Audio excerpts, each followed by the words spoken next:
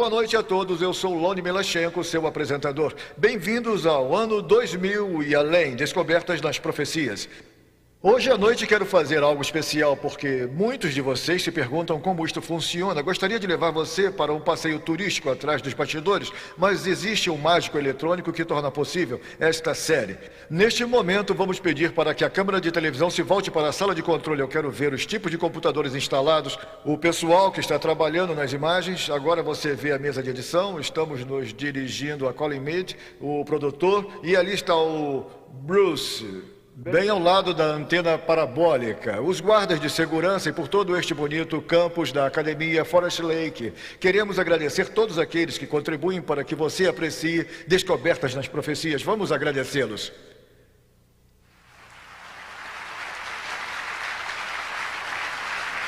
E é claro, amigos, que estes milagres eletrônicos ficam melhores porque você está aqui. Até mesmo em Ohio. Bem-vindos hoje à noite. Nosso orador é Mark Finley, o diretor e o orador do programa internacional Está Escrito. Muitas pessoas admiram Mark Finley e sua habilidade de pregar noite após noite. Eu quero lhes dizer, senhoras e senhores, ele não está usando um teletexto, ele não está usando um texto, ele não está usando anotações. O monitor aqui na frente apenas mostra o que está na tela. Deus deu a Mark Finley o dom do evangelismo muito parecido com o do apóstolo Paulo. Estamos sendo abençoados noite após noite porque a sua mensagem vem do seu coração, da sua mente e da sua Bíblia. Hoje à noite ele irá partilhar um segredo financeiro que o mundo desconhece. Mas antes do pastor Finley pregar, do mistério da música matinal, uma voz que é escutada por todo mundo, transmitida pelo programa Voz da Profecia, Sr. Steve Darmody irá cantar para nós, coroado com muitas coroas.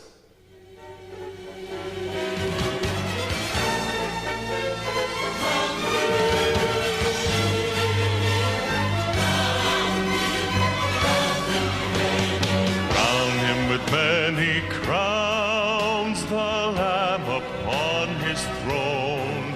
Hark how the heavenly anthems drown all music but its own.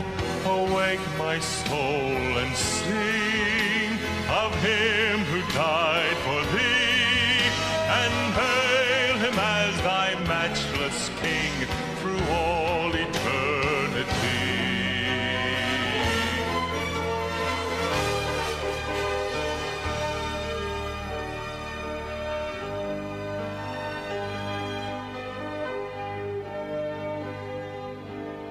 Crown him the Lord of love. Behold his hands and side, those wounds yet visible above, in beauty glorified. No angel in the sky can fully bear that sight, but downward bends his wondering eye at mysteries so bright.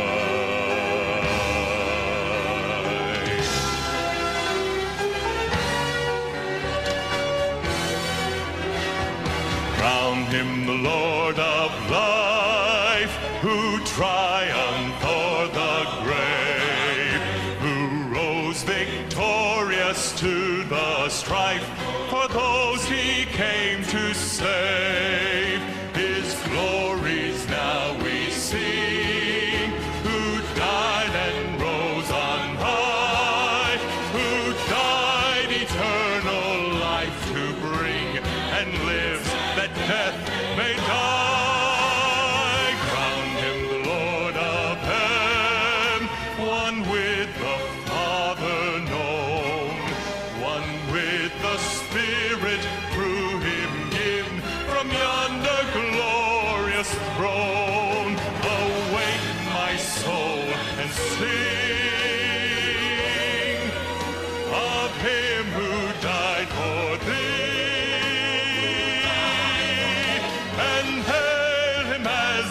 matchless King through all eternity.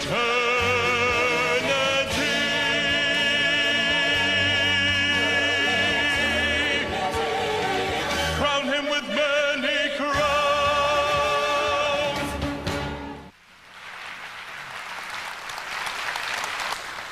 Esta última semana eu falei sobre alguns dos tópicos mais críticos do livro de Apocalipse.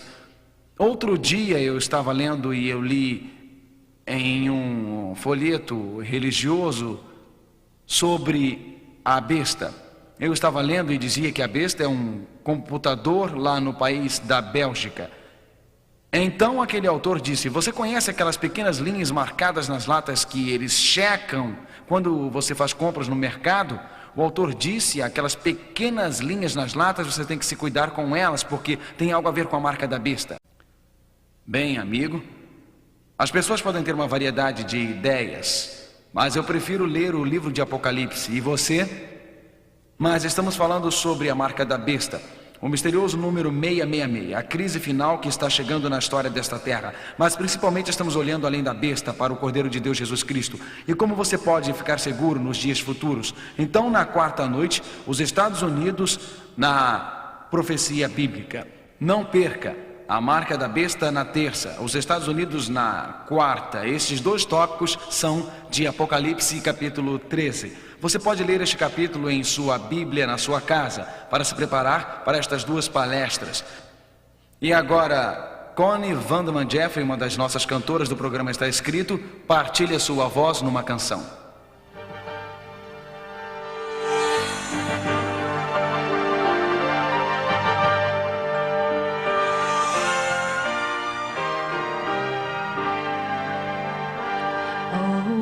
Shall I see Jesus and reign with him above, and shall hear the trumpet sound in that morning, and from the flowing fountain drink everlasting love, and shall hear the trumpet sound in that morning.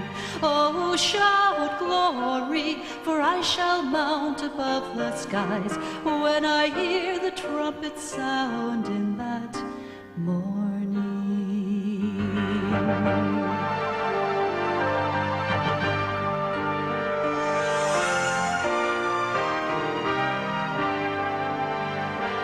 Gird on the gospel armor of faith and hope and love, and you'll hear the trumpet sound in that morning.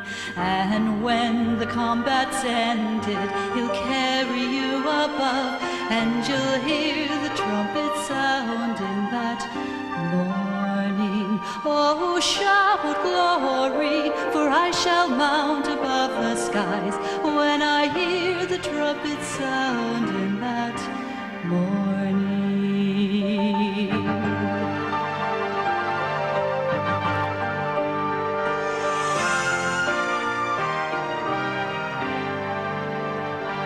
Our ears shall hear with transport the host of heaven sing, and shall hear the trumpet sound in that morning.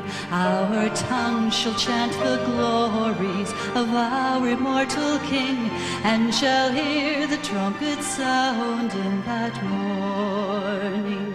Oh, shout glory, for I shall mount above the skies when I hear the trumpet sound in that morning. When I hear the trumpet sound in that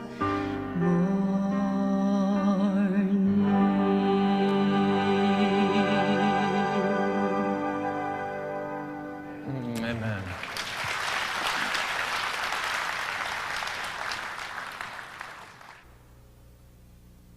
Hoje à noite, antes de abrirmos novamente a palavra de Deus, eu lhe convido a curvar sua cabeça e orar.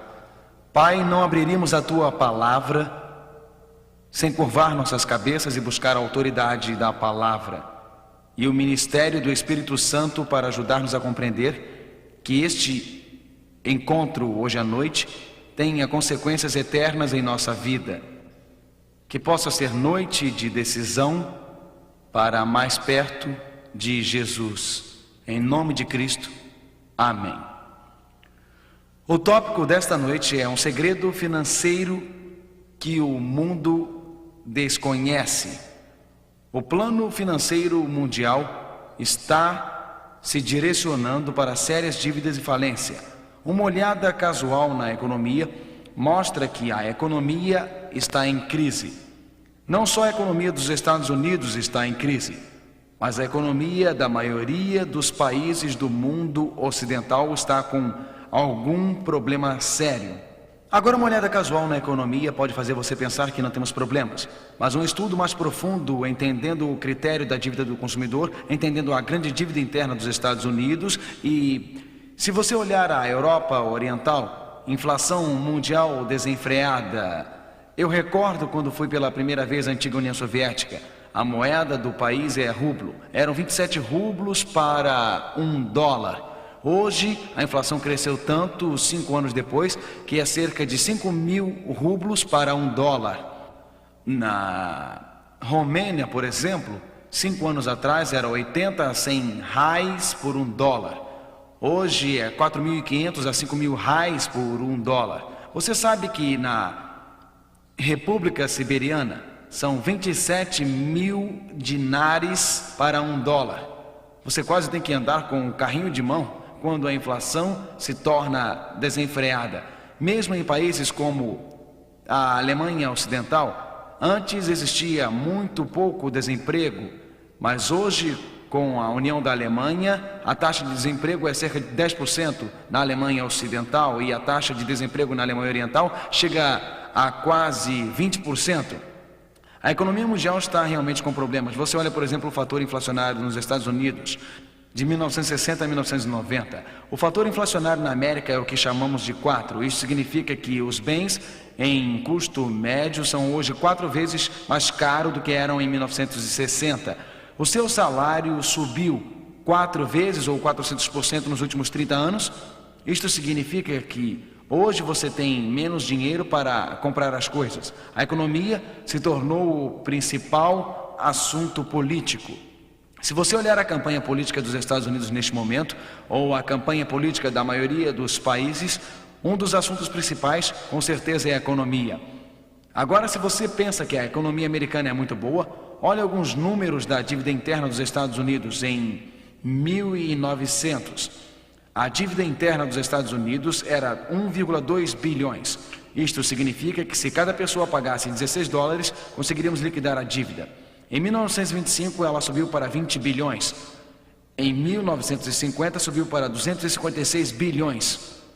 Em 75, 533 bilhões. Em outras palavras, em 75, se cada pessoa nos Estados Unidos pagasse $2.500, poderíamos ter liquidado a dívida. Olha o que aconteceu de 75 para 94. Nossa dívida interna em 1994 está acima de 4,6 trilhões. Eu sei que estamos em 96, mas estes são os números disponíveis mais recentes. Em 94 a dívida era de 4,6 trilhões. Isso significa que, porque o governo não tem nenhuma outra maneira de conseguir dinheiro a não ser aumentando os impostos ou tirando de você, que se tivéssemos de pagar nossa dívida interna hoje à noite, isto significa que cada pessoa nos Estados Unidos teria de pagar $17.800. Significa que se você tem uma família de 5, você não sabia, mas está cerca de $75.000 a $80.000 endividado. Alguém disse, Pastor Mark, eu vim aqui para ser encorajado, vou sair hoje à noite pensando que era financeiramente solvente. Você está enviando minha família para a casa de $75.000 a $80.000 endividada? Os juros pagos na nossa dívida interna são cerca de 20% de tudo que pagamos como uma nação. Na verdade, muitos escritores, pensadores, sociólogos e financistas estão realmente preocupados, porque se você tem uma dívida enorme, algum dia terá que pagar. Howard Huff escreveu um livro chamado Como Prosperar durante a chegada da recessão. Ele disse isto: o propósito deste livro é lhe persuadir de que os Estados Unidos está para entrar no maior período de teste desde a Guerra Civil. Ele continua: inflação espiral leva à depressão, que será lembrada com estremecimento por gerações. O livro de Howard Huff, Como Prosperar durante a chegada da recessão, diz: Ninguém sabe exatamente onde é o limite, mas está chegando e breve a América está realmente na margem. E também o resto do mundo, porque quando espirramos, o resto do mundo pega pneumonia. Se os Estados Unidos da América negligenciar a sua dívida, ou qualquer outro país ocidental, você vê a Alemanha enfrentando alguns desafios hoje à noite. Você pega alguns países da Europa que estavam estáveis, ou pega o Japão, que não tinha recessão há décadas. Se algum dos países ocidentais tiverem sérias dificuldades financeiras por causa do acordo comercial, por causa da inter-relação financeira global, isto poderia lançar o mundo em uma séria depressão econômica. Muitos livros estão sendo escritos sobre a crise dos investimentos. Isto é, o que fazer com sua renda e como investi-la se tivermos tempos árduos e difíceis à frente. O livro Depois da Queda é um livro sobre como sobreviver, falando sobre vários métodos de investimento para subsistir. A Bolsa de Valores tem recentemente flutuado dramaticamente, de cotações altas a cotações baixas. É difícil predizer o que vai acontecer de uma semana para outra ou de um mês para outro. Está muito difícil de avaliar. Na verdade, Norman Cousins disse isto, comentando nossa economia. Aquele famoso jornalista e escritor americano, ele disse: estamos tão ocupados comprando que não percebemos que existem alguns princípios morais perdidos em nossa sociedade. Ele diz: continuamos gastando e aumentando nossa dívida interna e aumentando nossa dívida pessoal. Ele disse: talvez o problema é que existem parafusos morais folgados em nossa sociedade. Alguns tijolos estão rachando, que a fundação está desmoronando e que estamos investindo nosso dinheiro nos lugares errados. Talvez este seja o problema, que estamos investindo nosso dinheiro nas coisas erradas. A vida é extremamente incerta, senhoras e senhores. Por exemplo, você pensa que você está seguro, tem uma casa maravilhosa na cidade, você gastou a sua vida para ter esta casa, bem ao lado da floresta, mas um incêndio na floresta desce e destrói rapidamente aquela casa, como aconteceu recentemente em alguns bairros de classe alta perto de Los Angeles, na Califórnia. Áreas como Malibu, Calabasas, casas multimilionárias, muitas delas construídas por atores, destruídas num instante, enquanto o vento soprava as chamas com fúria para dentro daqueles vales. Você se sente seguro até que você volta para casa uma noite e aquele equipamento de vídeo caríssimo, aquele equipamento de som muito caro, fora realmente roubado. E você foi assaltado e você volta uma noite para a sua casa e ela foi saqueada. Será que estamos investindo o nosso dinheiro nos lugares errados? Será que estamos investindo em coisas que podem ser destruídas instantaneamente? Aqui está um homem que trabalha 40, 50, 60, 70, 80 horas por semana. E por isso ele está numa posição de nível gerencial. Mas ele recebe um telefonema. Ele acaba de tornar redundante. Para alguém que está crescendo dentro da corporação, ele dedicou a sua vida para algo e acabou. Dívida pessoal está mais alta do que nunca. Investimentos em coisas e nossos cartões de crédito estão estourados, mesmo com as taxas de juros nos matando nas compras a prazo. Você sabia que endividamento pessoal não é dívida interna? Isto não é quanto o governo possui, mas endividamento pessoal nos Estados Unidos totaliza 810 bilhões de dólares. Somos uma sociedade que está mergulhada no vermelho. Somos uma sociedade que está profundamente e seriamente endividada. E esta dívida está nos estressando. Uma das minhas preocupações na Europa Oriental, e eu quero falar diretamente da situação na Europa Oriental. A Europa Oriental está experimentando uma inflação incomum. A liberdade trouxe para dentro da Europa Oriental o desejo pelos valores ocidentais, bens ocidentais e materialismo ocidental. Um dos maiores perigos que a Europa Oriental enfrenta hoje é aquela busca espiritual, quando o comunismo foi dominado pela democracia. Aquela busca espiritual será substituída pela busca por bens materiais. Então apelo à Europa Oriental hoje à noite: não siga o caminho do Ocidente, que é a falência espiritual e moral.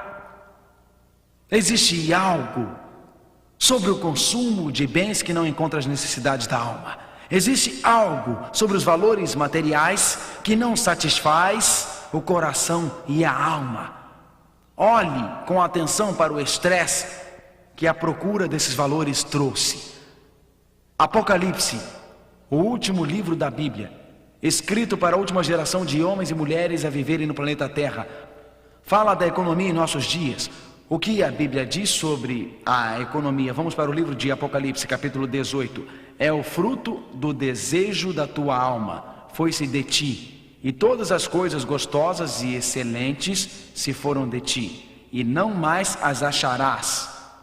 Apocalipse, capítulo 18, prediz o maior colapso econômico da história. Não é uma nação em depressão, mas um colapso econômico mundial.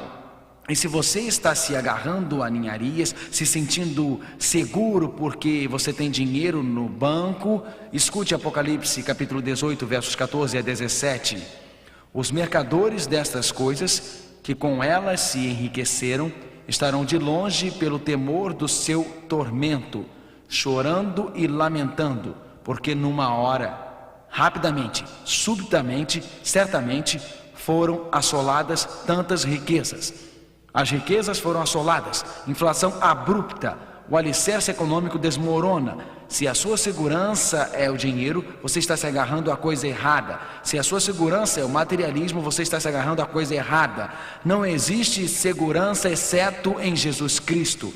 Não existe segurança exceto nos princípios bíblicos. Podemos encontrar abrigo na palavra do Deus vivo. Deus nos dá instruções claras sobre os últimos dias. Ele diz que existirá uma crise financeira nos últimos dias. Eis, pois, agora, vós ricos, chorai e pranteai por vossas misérias, que sobre vós hão de vir. As vossas riquezas estão apodrecidas, e os vossos vestidos estão comidos da traça. O vosso ouro e a vossa prata se enferrujaram, e a sua ferrugem dará testemunho contra vós. E comerá como fogo a vossa carne, entesourastes para os últimos dias. Tiago 5, versos 1 a 3. Você percebeu a clareza da passagem? Uma desvalorização rápida da moeda. Aqueles que entesouram para os últimos dias e aqueles que estão desapontados amargamente. Observe esta crise financeira nos últimos dias. A Bíblia continua: eis que a jornada dos trabalhadores que ceifaram as vossas terras e que por vós foi diminuído. Você percebe que existe um conflito entre o governo e o trabalhador, entre os ricos e os pobres. E os clamores dos que ceifaram entraram nos ouvidos do Senhor dos Exércitos. Deliciosamente viveste sobre a terra e vos deleitastes. Cevastes os vossos corações como num dia de matança. Tiago 5, versos 4 e 5. A Bíblia não dispersa nenhuma palavra. Nos últimos dias existirá aqueles que colocam suas vidas em fazer dinheiro. Nos últimos dias existirão que colocam suas vidas no materialismo, na riqueza, na construção do seu reino pessoal. Mas num instante escorregará como grãos de areia pelos seus dedos. E eles não encontrarão refúgio em Cristo. Então, quando o alicerce da economia desmorona, eles ficarão loucamente dominados pelo medo e preocupação, porque aquilo que era a sua segurança, sua conta bancária, cartões de crédito, eles não têm mais nada. A Bíblia diz que existe um outro caminho. Na verdade, greves, conflitos entre governos e trabalhadores nos últimos dias da história da Terra. Mas qual é a solução de Deus para nossos problemas financeiros?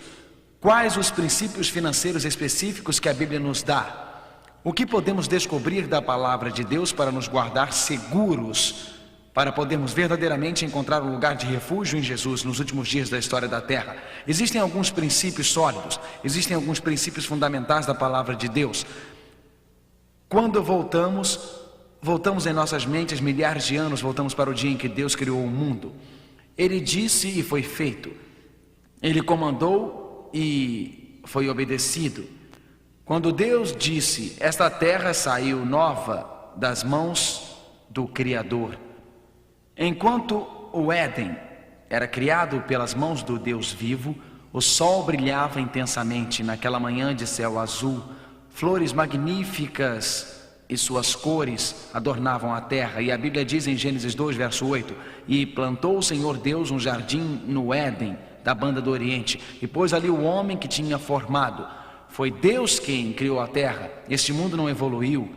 Foi Deus que a tapetou com o verde vivo. Foi Deus que plantou os jardins. Foi Deus que fez com que cada árvore desse o seu fruto e cada flor florescesse.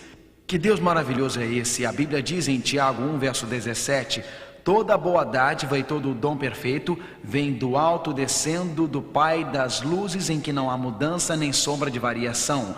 Que Deus maravilhoso! Ele nos deu ar puro para respirar, nos deu riachos murmurantes com água pura e cristalina para beber. Ele nos proveu com as tulipas e suas cores, amarela e vermelha. Ele nos proveu uma variedade de cores. Ele nos proveu com uma variedade de alimentos. A Bíblia diz: porque meu é todo o animal da selva, e as alimárias sobre milhares de montanhas. Salmos 50, versos 10 e 12. Se eu tivesse fome, não te diria, Deus diz, pois meu é o mundo e sua plenitude. Tudo deste mundo lhe pertence. Ele criou, ele formou. Ao contrário do que dizem, ele não evoluiu. Ao contrário do que dizem, ele foi criado pela própria palavra de Deus. A Bíblia diz em Salmos, no livro de Salmos, capítulo 33, versos 6 e 9, porque falou e tudo se fez. Ele falou, e a poderosa palavra de Deus, saindo da sua boca, aquela palavra audível, criou o pé de maçã. Deus disse: haja pé de maçã. E a palavra audível de Deus tinha tanto poder que os pés de maçã apareceram quando ele disse. O que Deus diz, acontece. Mesmo nunca sendo assim antes, porque quando ele diz, se torna assim, porque o que ele declara ocorre. Quando Deus ordena, acontece, porque sua palavra é transmitida com poder. Ele é um criador. Salmos 24, verso 1: do Senhor é a terra e sua plenitude. A terra pertence a Deus. A terra é sua. Deus criou Adão e Eva. Ele os criou para viverem no planeta, repleto de alegria, repleto de felicidade, repleto de júbilo. Mas um enganador veio ao jardim. Quando o enganador veio, Deus havia falado a Adão e Eva: vocês podem experimentar qualquer árvore no jardim, exceto esta árvore. O enganador disse: esta árvore não é de Deus, ela é sua. Eva, pegue-a, olhe-a, segure-a. O primeiro pecado começou com Eva escutando o diabo e escutando a sua mentira, que o egocentrismo traz prazer, que o egocentrismo traz alegria. O maior engano de Satanás foi: Eva, coma, você entrará numa esfera maior de existência. Eva, coma, você experimentará grande alegria em sua vida. Eva, coma, você nunca experimentará tanto êxtase. Você nunca experimentará tanta euforia. Então o plano de Satanás era levar Eva para o egocentrismo. A Bíblia descreve um antídoto para isso. Atos 17, versos 24 e 25. O Deus que fez o mundo. Quem fez o mundo? Quem? Deus fez. Dá a todos a vida e a respiração e todas as coisas. Deus não apenas nos criou, mas Deus nos sustém.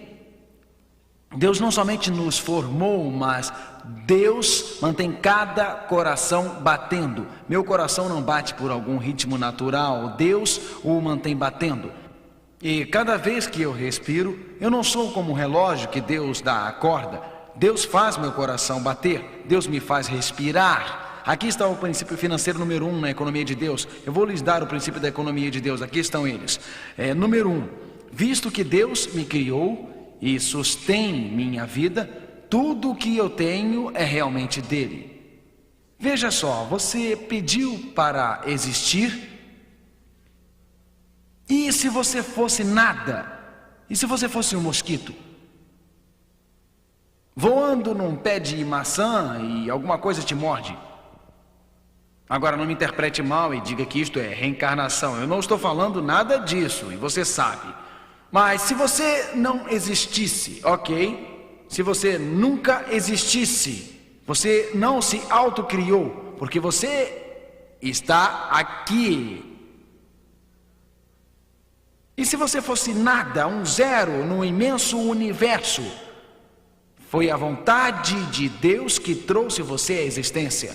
Você foi concebido na mente de Deus antes de ser concebido no útero de sua mãe. A Bíblia diz, visto que Deus me criou, aqui está um princípio bíblico, e sustém minha vida, tudo o que eu tenho é na verdade dele. Tudo o que eu possuo é na verdade dele. Deus me criou, Deus criou o mundo, e Deus me dá toda a habilidade para fazer a riqueza que eu tenho. Deuteronômio 8, verso 18, antes te lembrarás do Senhor teu Deus, que Ele é o que te dá força para adquirires poder. Deus me criou, Deus sustém minha vida, Deus abriu portas de oportunidade para empregos para mim. Tudo o que eu tenho financeiramente vem das mãos de um Criador amoroso que quer me prover, que suprirá todas as minhas necessidades, e Deus que me dá o poder e oportunidade de ficar rico. Por todo o Velho Testamento, os heróis de Deus do Velho Testamento reconhecem que este é um caminho interessante. O profeta Ageu, no capítulo 2, verso 8, diz, leiam comigo, minha é a prata e meu é o ouro, disse o Senhor dos Exércitos. Em outras palavras, Deus criou, Deus sustém nossa vida e Deus nos dá a habilidade de enriquecer. Abraão compreendeu que ele foi criado por Deus, que sua vida era sustentada por Deus e que tudo que possuía e qualquer vitória de seu exército vieram como resultado de um presente de Deus. Quando Abraão atacava os exércitos inimigos e quando eles eram derrotados, Abraão trazia de volta alguns presos e os dividia. Na verdade, a Bíblia diz que Abraão veio a Melquisedeque, o sacerdote. Vamos ler em Gênesis 14, versos 19 e 20. Bendito seja Abraão do Deus Altíssimo, o possuidor dos céus e da terra. Note que Abraão reconhece que Deus é o Criador, o possuidor do céu e da terra. E bendito seja o Deus Altíssimo, que entregou os teus inimigos nas tuas mãos. E Abraão deu-lhe Melquisedeque o dízimo de tudo. O princípio do dízimo foi estabelecido no começo do período bíblico. Ele foi estabelecido voltando aos dias de Abraão. Abraão separou o dízimo. A palavra dízimo significa 10%, como reconhecimento que Deus me criou, como reconhecimento que Deus sustém minha vida, como reconhecimento que tudo que eu tenho é de Deus. Ele fez a separação. Vamos para... E Abraão trouxe isto para Melquisedeque, o sacerdote, para ser usado para o trabalho de Deus. Dando o dízimo, Abraão reconhecia a bondade de Deus. Ele reconhecia as bênçãos de Deus na sua vida. Jacó, você se lembra dele fugindo depois de enganar o seu pai? Chegou uma hora em sua vida que ele também disse a Deus, eu reconheço tua bondade. Gênesis 28, verso 22, a Bíblia falando sobre Jacó diz... E de tudo quanto me deres, certamente te darei o dízimo. Os patriarcas do Velho Testamento percebiam que, como Criador e sustentador de suas vidas, eles podiam reconhecer a bondade de Deus, reconhecer a graça de Deus, reconhecer o poder de Deus, reconhecer a misericórdia e proteção sobre eles, devolvendo a Deus o dízimo. Você pode dizer... O que é o dízimo? Vamos ler juntos Levítico 27, verso 30. Também todas as dízimas do campo, da semente do campo, do fruto das árvores, são do Senhor. Santas são ao Senhor. Então o dízimo não é meu, é do Senhor. Na verdade, tudo o que eu tenho é de Deus. Mas quando eu devolvo a Ele o dízimo, que Ele falou para separar como santo, perceba que a Bíblia diz que são santas ao Senhor. Quando eu devolvo o dízimo de 10% do meu rendimento, ele é santo ao Senhor. Eu reconheço sua bondade, seu poder, sua autoridade criadora. Segundo o princípio econômico de Deus, a dizimação demonstra nossa fé profunda, que Deus é o Criador e o sustentador da vida. Quando sou fiel no dízimo, reconheço quem Deus é em minha vida. Malaquias fez esta pergunta, Malaquias 3, verso 8: roubará o homem a Deus? Você poderia pensar que uma pessoa teria de ser má se recolhêssemos oferta hoje à noite. Não vamos fazer isto hoje porque já fizemos no sábado à noite. Se fizéssemos, você pensaria que a pessoa era um mau caráter? Se quando as salvas da oferta passassem, em vez de colocar, ela tirasse 50 ou 100 dólares ou 200. Eu recordo uma vez estávamos numa grande cidade tendo conferência. Naquela cidade em particular, alguns marginais vieram à palestra e quiseram seguir um de nossos diáconos até a porta para roubá-lo. Eu fiquei agradecido que o diácono era bem grande, mas os seus anjos eram maiores. Ele virou e eles correram rua abaixo rapidamente. Você tem que tomar cuidado com os seus diáconos, porque todos eles têm anjos da guarda. Bom, veja que você pensaria mal de uma pessoa que roubasse as ofertas. A Bíblia diz: roubarás o homem a Deus? Então os israelitas perguntaram, Malaquias 3, verso 8: em que te roubamos? Mas você diz: de que forma? E Deus diz: nos dízimos e nas ofertas alcançadas. Note que Deus faz uma distinção entre dízimo e oferta. Dízimo, de acordo com a Bíblia, é santo ao Senhor. 10% que reconhecemos Deus como dono de tudo que temos. Ofertas são de boa vontade, que desejamos dar ao Senhor. Observe a promessa. A Bíblia diz: trazei todos os dízimos à casa do tesouro. Em outras palavras, não guarde em casa, trazei para minha casa, diz o Senhor, para que haja mantimentos na minha casa. E depois fazei prova de mim, diz o Senhor dos Exércitos. Deus diz: me teste ou me prove. Ele diz: se eu não vos abrir as janelas do céu e não derramar sobre vós uma bênção tal, que dela vos advenha a maior abastança. Malaquias 3, verso 10. Alguém disse: mas pastor Finley, eu não tenho condição de dar o dízimo a Deus. Quanto pior for a sua condição financeira, mais você precisa dizimar. Porque a Bíblia diz que quando devolvemos o dízimo, a porção santa a Deus, Ele abrirá as janelas do céu e derramará tal promessa. Ele diz: experimente. Ele diz: vinde a mim. Ele diz: me teste. Veja, Levíticos 27, verso 30: todas as dízimas do campo santas são ao Senhor. O dízimo é separado, é dinheiro santo. Eu não posso colocar minhas mãos humanas no dinheiro santo de Deus. E quanto pior eu estiver, mais eu devo desejar. Quanto mais dívidas eu tenho, seguir o plano econômico de Deus e assistir Deus fazer milagres.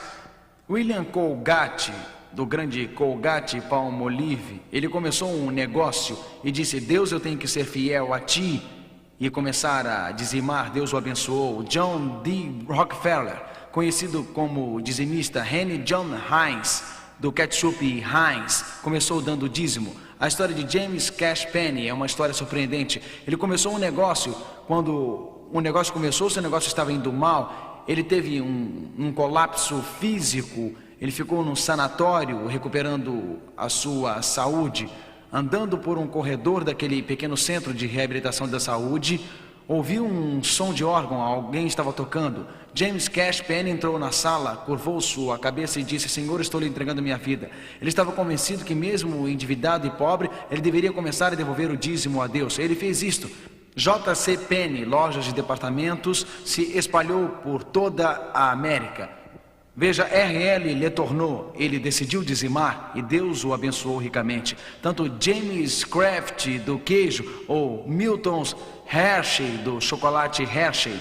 Decisões básicas no começo do negócio, que temos de ser fiéis a Deus e seguir o princípio do dízimo. Aqui diz em Malaquias 3, verso 11 diz: e por causa de vós repreenderei o devorador, para que não vos consuma o fruto da terra, e a vide no campo vos não será estéril, diz o Senhor dos Exércitos. Alguém diz: Mark, espere um pouco.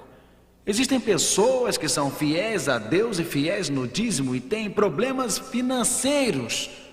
Por quê? Esta promessa pode não se cumprir? Você leu a história sobre João, o fazendeiro, lá do Centro-Oeste? História verdadeira? Você sabe que é verdade, senão eu não contaria. Gafanhotos, vindos do Centro-Oeste pelos campos de Nebraska e Kansas, os gafanhotos vieram e comeram toda a folha de trigo e grama na primeira fazenda. Foram para a segunda fazenda e comeram toda a folha de trigo e grama na segunda fazenda. E na terceira fazenda eles destruíram toda a área. Terrível prejuízo pelos gafanhotos. Estes gafanhotos atacavam a colheita. Eles chegaram à fazenda do senhor João. Ele era um fiel dizimista. Ele disse: Senhor, tu disseste para ser fiel e tu protegerias minha fazenda. Pare estes gafanhotos. Eles chegaram ao portão e entraram e comeram toda a plantação. João estava assombrado. Ele disse: mas eu era fiel no dízimo. Ele se ajoelhou e conversou com o Senhor sobre isto. Alguns de seus vizinhos ateus vieram e disseram: João, você é fiel e eles comeram sua fazenda tanto quanto a nossa. Explique isto. O velho fazendeiro João sentou e disse: isto não é difícil, senhores. Aqui está a explicação. Há muito tempo atrás eu dediquei esta fazenda a Deus. A fazenda é dele. Esses pastos pertencem a Deus. Para dizer a verdade, aqueles gafanhotos pertencem a Deus. Então, se Deus quer alimentar os seus gafanhotos na sua pastagem, Ele pode fazer isto, eu não me importo. Ele se ajoelhou então e disse: tudo bem, Deus, eu não sei o que tu estás fazendo, mas esta é tua fazenda e aqueles são os teus gafanhotos. Eu acredito que, embora exista um contratempo temporário e um contratempo financeiro temporário, Deus, eu acredito no fim de contas, em Filipenses 4, verso 19, o meu Deus, segundo as suas riquezas, suprirá todas as necessidades em glória por Jesus Cristo. E disse: Deus, eu acredito no que Davi disse nos Salmos: fui moço e agora sou velho, mas nunca vi desamparado o justo, nem a sua descendência mendigar o pão. E João começou sua fazenda outra vez, e miraculosamente ele foi melhor na segunda vez do que na primeira. Você pode sofrer um contratempo financeiro temporário, mas preste atenção: a razão de devolvermos o dízimo a Deus não é porque seremos muito abençoados financeiramente, ainda que muitas vezes este é o resultado, mas a razão de fazermos é porque, quer que sejamos abençoados financeiramente ou não, Deus é nosso Criador, é nosso sustentador, e graciosamente respondemos ao seu amor, retornando o nosso dízimo e deixando resultados com Deus. E mesmo que exista contratempos financeiros temporários, Deus faz o que é devido no fim de contas. Podemos confiar seguramente nele. Provérbios 3, verso 9 e 10, que promessa: honra o Senhor com a tua fazenda e com as primícias de toda a tua renda, e se encherão os teus celeiros abundantemente, e transbordarão de mosto os teus lugares. Que promessa! Eu confio em Deus, amigo. Honra ao Senhor com a tua fazenda, com as primícias de toda a tua renda, e se encherão os teus celeiros abundantemente, e transbordarão de mosto os teus lugares. O próprio Deus diz isto. O terceiro princípio econômico de Deus, dando com o motivo certo, abre nossos corações para receber bênçãos espirituais e materiais de Deus. Isto é um princípio econômico. Se você abre o seu coração a Deus e você dá sem querer nada em retorno, mas se você é fiel em separar 10%, isto abre o seu coração para receber bênçãos espirituais, porque egocentrismo é o centro do pecado no universo, e abre o seu coração para receber bênçãos materiais de Deus. Eu recordo que eu estava na igreja um dia e tinha falado sobre o dízimo. O princípio de abrir o seu coração a Deus. E um homem veio falar comigo, dava para ver que ele estava nervoso. As veias no seu pescoço estavam alteradas, altas, isto é, a fumaça saindo do seu nariz, o rosto vermelho. Não tinha fumaça saindo do nariz, mas quase, ele estava realmente nervoso. Ele veio ao meu escritório e tirou do seu bolso uma folha de contas como esta, E ele disse: pastor, você acabou de falar sobre o dízimo. Ele disse: eu tenho esta conta, e continuava tirando contas, um total de $280 em contas. Então disse: aqui está meu salário, isso foi algum tempo atrás, é $250 por semana. Agora, pastor, você me diga, como eu vou pagar minhas contas de 280 por semana e ser fiel a Deus e ao dízimo e tirar o dízimo de um cheque de $250? Pastor, você me diga como fazer isto. Eu disse: bem, João, existe uma coisa que está óbvia. Você está $30 no vermelho toda semana, não é? Ele disse: é, pastor, eu estou $30 no vermelho, me diga como fazer. Eu disse: eu tenho uma pergunta. E eu digo: mas eu tenho uma pergunta. Os seus métodos de economia estão lhe tirando das dívidas? Ele balançou a cabeça: sabe que não, pastor, você viu as contas, você está cheio de dívidas, seguindo o seu caminho, porque você não experimenta o caminho de Deus e vê se melhora. E ele disse: pastor, você respondeu minha pergunta. Deus realmente diz: seja fiel no dízimo quando buscamos primeiro a Deus. Ele nos concede bênçãos extraordinárias, mas o dízimo deve ser devolvido com o motivo certo. Na verdade, você recorda que Jesus falou também sobre o dízimo. Ele disse: ai de vós, escribas e fariseus hipócritas, porque dizimais a hortelã, o endro e o cominho, pequenas ervas, e desprezai o mais importante da lei, o juízo, a misericórdia e a fé. Deveis, porém, fazer estas coisas e não omitir aquelas. Mateus 23, verso 23. Aqui está o endossamento do dízimo no Novo Testamento. Jesus diz: deveis, porém, fazer estas coisas. Então Jesus diz: e não omitir aquelas. Em outras palavras, tenha um coração cheio de misericórdia, de graça, de amor a Deus e seja fiel no seu dízimo. Jesus disse: misericórdia e fé e compromisso são a essência da vida cristã. Mas ele disse: quando você tem esta misericórdia e graça, elas te levarão a reconhecer Deus como Criador, através da fidelidade ao princípio do dízimo. Esta é a economia de Deus. Quarto princípio: a doação nos capacita a ter uma satisfação mais profunda do avanço da obra de Deus. Você sabe, quando somos fiéis e trazemos os dízimos para Deus, e quando isto ocorre, o dízimo é separado especificamente para a pregação do Evangelho. Quando damos nosso dízimo a Deus e devolvemos a porção santa a Ele, quando somos fiéis separando o dízimo e fazemos aquele cheque, Deus o abençoa imensamente. Ele vai ao redor do mundo pregando o Evangelho e escutamos as histórias vindo de vários países do mundo. Somos parte disto. É uma família mundial e juntos participamos com Deus, e Deus dá a oportunidade de participarmos. Toda vez que minha esposa e eu recebemos nosso salário cada mês e separamos primeiro os 10%, ficamos contentes de saber que estamos ajudando o Evangelho chegar até a África, ajudando a ir por toda a América do Sul e Central, estamos ajudando a ir à Europa, estamos ajudando a ir aos antigos países comunistas, que estamos participando juntos com Cristo neste movimento final. Esta é a economia de Deus. A economia de Deus irá investir seu coração em outra coisa. A economia de Deus é quem tem seu coração. Quinto princípio, a economia de Deus: não existe motivação maior para dar do que a cruz. Como posso me esconder de Deus?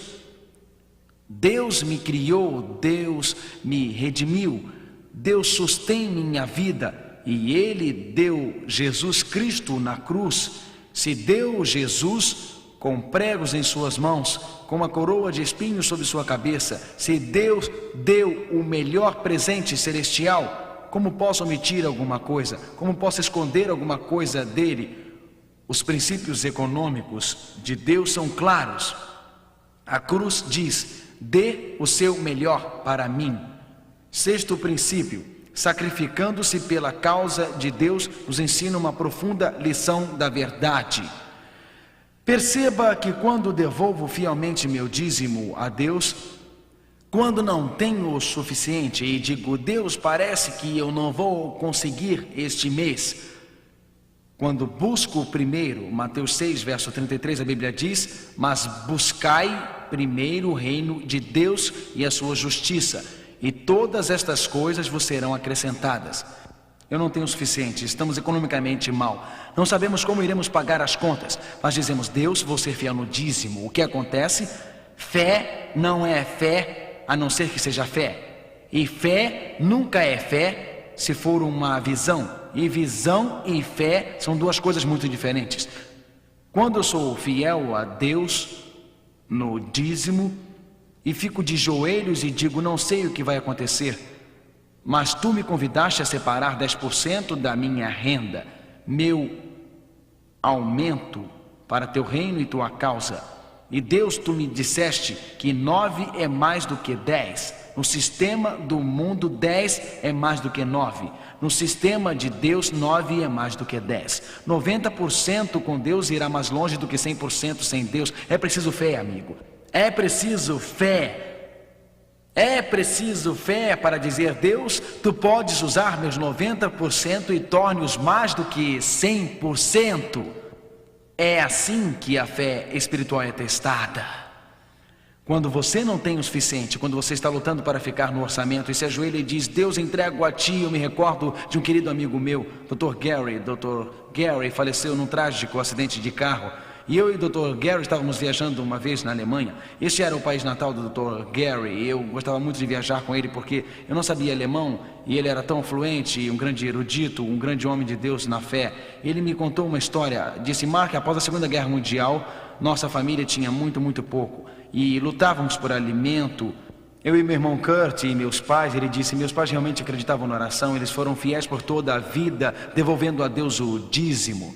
Após a Segunda Guerra Mundial, nos ajoelhamos como uma família, meu pai e minha mãe, meu irmão e eu, e nossa família se ajoelhou e ele continuou: eu nunca tinha passado fome antes. E ele disse: eu estava com tanta fome, foi após o tempo da guerra, existia muito pouco, as cidades alemãs estavam destruídas. E ele disse: Senhor, tu prometestes prover nossas necessidades, fomos fiéis a ti no dízimo, Senhor, vamos continuar sendo fiéis no dízimo mesmo se não proverdes nossas necessidades, porque acreditamos que tu pediste para fazermos isto e talvez estejas apenas testando nossa fé. Ele disse: após orarmos, eles se levantaram e foram à porta, e uma senhora que eles não conheciam, andando na rua com um pacote de compras, disse: eu fui pressionado a trazer este pacote de compras para vocês. Meu amigo, se você se baseia na visão, me escute com cuidado. Você nega a Deus a oportunidade de fazer um milagre em sua vida. Você restringe e impede Deus de fazer milagres. Se você se baseia na fé e vive em harmonia com os princípios bíblicos, você permite que Deus faça um milagre em sua vida. Então aqui está a economia de Deus. A questão principal é: onde estão os seus sentimentos? Deus não precisa do nosso dinheiro, Deus quer nosso coração, mas Ele nos testa para ver onde nossos sentimentos estão.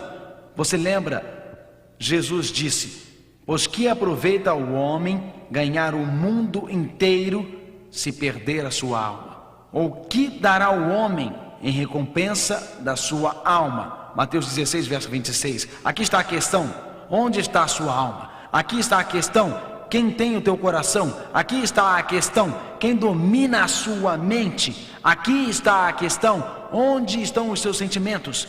Você se lembra da história do homem que disse: e direi à minha alma: alma, tens em depósito muitos bens para muitos anos, descansa, come, bebe e folga. Mas Deus lhe disse: louco, esta noite te pedirão a tua alma, e o que tens preparado para quem será? Lucas 12, versos 19 e 20. Louco, esta noite te pedirão a tua alma.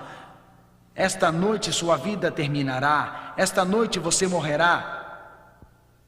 Coloque sua vida em algo que irá durar. Coloque sua vida em alguma coisa importante. Coloque sua vida em alguma coisa que seja resistível.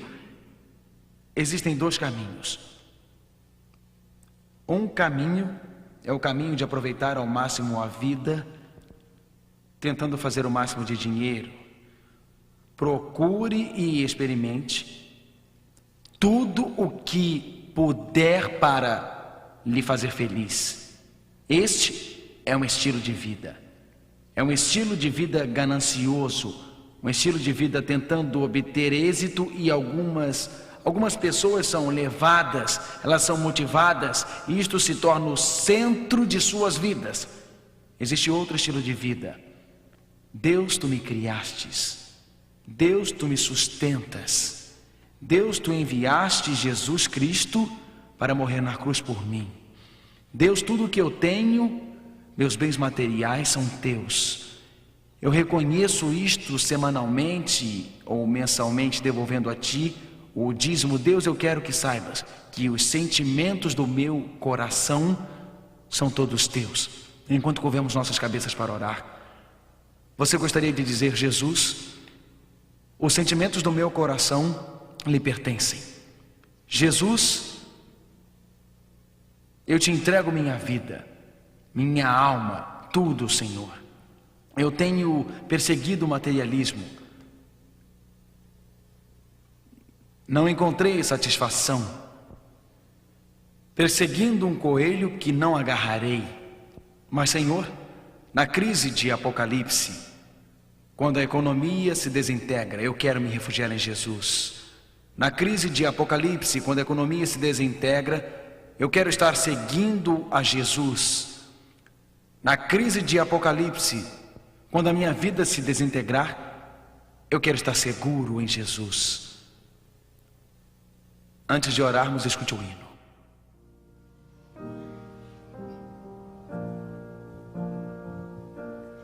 My Jesus, I love thee. I know thou art mine. For thee all the follies of